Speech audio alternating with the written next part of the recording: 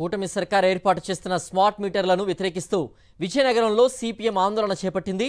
ఎన్నికల ముందు స్మార్ట్ మీటర్లు బిగిస్తే పగలగొట్టమని చెప్పిన నారా లోకేష్ ఇప్పుడు ఎందుకు స్మార్ట్ మీటర్లు ఏర్పాటు చేస్తున్నారని ప్రశ్నించారు. స్మార్ట్ మీటర్ వల్ల ఒక్కో వినియోగదారునికి 9,000 రూపాయలు 90 నెలల పాటు ఆర్థిక భారం పడుతుందన్నారు.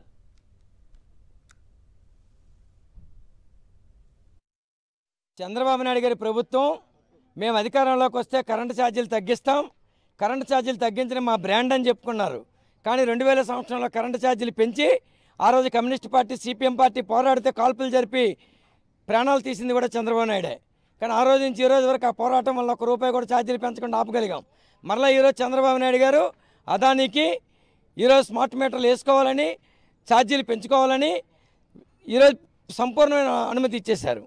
అదానితో పాటు ఈరోజు షిరిడి సాయి ఏజెన్సీ వాళ్ళు మన ఆంధ్ర రాష్ట్రంలో విజయనగరం జిల్లాలో మొత్తం అంతా కూడా స్మార్ట్ మీటర్లు బిగిస్తున్నారు. సిపిఎం పార్టీ ఒకటే చెప్తుంది, రాష్ట్ర వ్యాప్తంగా కమ్యూనిస్ట్ పార్టీలు ప్రజా సంఘాలను కలుపుకొని స్మార్ట్ మీటర్లు ఎక్కడైనా వేస్తే అడ్డుకుంటాం.